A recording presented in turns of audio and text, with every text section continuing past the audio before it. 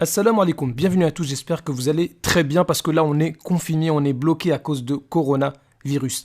École fermée, resto fermé, café, bar, mosquée, église, synagogue, tout est fermé. C'est donc l'occasion de méditer.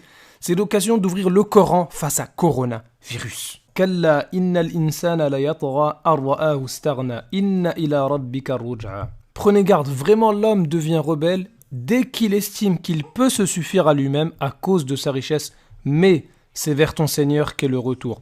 On va tous revenir vers Allah Azza wa Jal qui est notre maître et notre juge. Et là, c'est un exemple parmi les exemples de ce qui nous arrive que finalement l'être humain, il peut rien faire et il est sous le jugement d'Allah Azza wa Jal. Bah oui, c'est pas parce que tu as un peu de technologie, un peu de pouvoir que ça y est, tu peux te passer de ton créateur. Absolument pas. Regarde, avec un truc minuscule, eh bien Allah Azza wa Jal, il met KO tout le monde. En fait, ça fait penser au peuple de Had qui se sont dit, on est les plus forts. قالوا من أشد منا قوة. Ils se sont dit, mais qui est plus fort que nous? Mais n'ont-ils pas vu que Allah, celui qui les a créés, est plus fort qu'eux?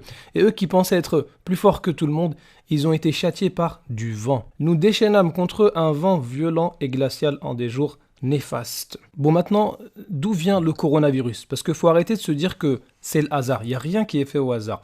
أولا يرون أنهم يفتنون في كل عام مرة أو مرتين ثم لا يتوبون ولا هم يذكرون. Ne voit-il pas que chaque année on les éprouve une ou deux fois, malgré cela ils ne se repentent ni ne se souviennent. Donc Allah Azza wa Jal, parfois il nous envoie certaines maladies ou certaines épreuves afin qu'on revienne sur le droit chemin, afin qu'on fasse tauba, afin qu'on se repente de nos péchés. Regardez ce verset, il est encore plus clair. ظهر الفساد في البر والبحر بما كسبت أيدي الناس ليذيقهم بعض الذي عملوا لعلهم يرجعون. La corruption est apparue sur la terre et dans la mer à cause de ce que les gens ont accompli de leurs propres mains. C'est à cause de nos péchés qu'il y a coronavirus. C'est à cause de nos manquements, de nos désobéissances qu'il y a ces problèmes-là. Afin qu'Allah leur fasse goûter une partie de ce qu'ils ont œuvré, peut-être reviendront-ils vers Allah Azza wa Jal. Écoutez ce verset.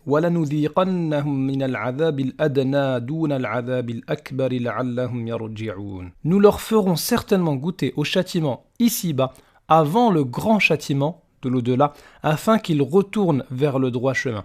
Donc toutes ces maladies, ces épreuves-là, dont coronavirus, eh bien c'est fait pour qu'on revienne sur le droit chemin et qu'on se souvienne que ce n'est pas le plus grand châtiment. Écoutez maintenant ce verset, il est trop fort. وَمَا أَصَابَكُم مِّن مُّصِيبَةٍ فَبِمَا كَسَبَتْ أَيْدِيكُمْ وَيَعْفُو عَن كَثِيرٍ. Tout malheur qui vous atteint est dû à ce que vos mains ont acquis. Il ne faut pas voir les maladies ou les épreuves comme quelque chose de passager qui n'a rien à voir avec ce qu'on fait tous les jours.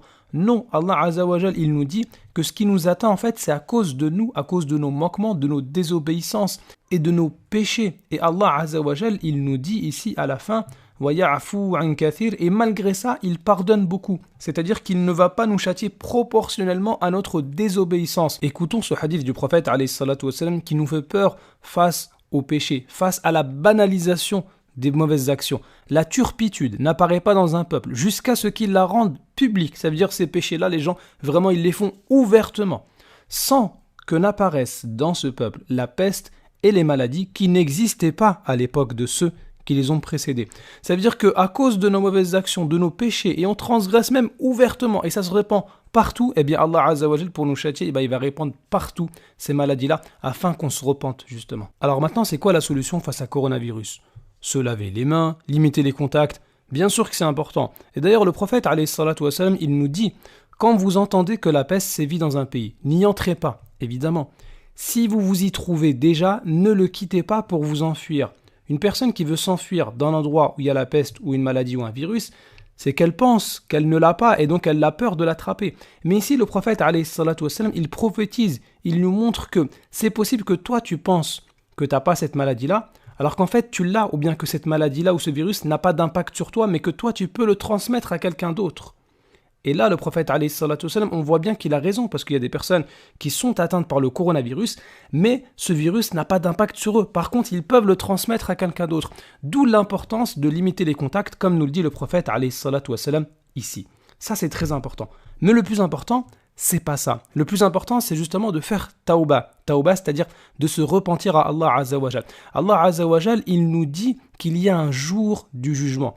un jour dans lequel on va répondre de toutes nos actions. Et ici, Allah Azza wa Jal, justement, il nous envoie cette épreuve-là de coronavirus pour nous montrer que l'homme ne maîtrise rien, que si Allah il veut, il interrompt toutes vos activités. Regardez là, tout est fermé, on est tous chez nous, on a du temps justement pour nous repentir et savoir et avoir la ferme conviction qu'il existe un créateur et qu'on lui est tous soumis. En fait, quand tout va bien, eh bien l'être humain pense qu'il peut se passer de son créateur et qu'il est capable de tout faire. Mais dès qu'il a une petite épreuve, une maladie ou comme un virus ici, eh bien là il se rend compte que finalement, ah ouais, on peut pas faire grand chose tout seul.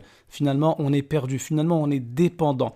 Eh bien, le jour de la résurrection, ce sera encore plus évident à tout le monde que c'est Allah, l'unique maître, le Seigneur de l'univers. Limanil mulkul yaoum, lillahil wahidin qahhar. À qui appartient la royauté aujourd'hui? À Allah, l'unique, le dominateur.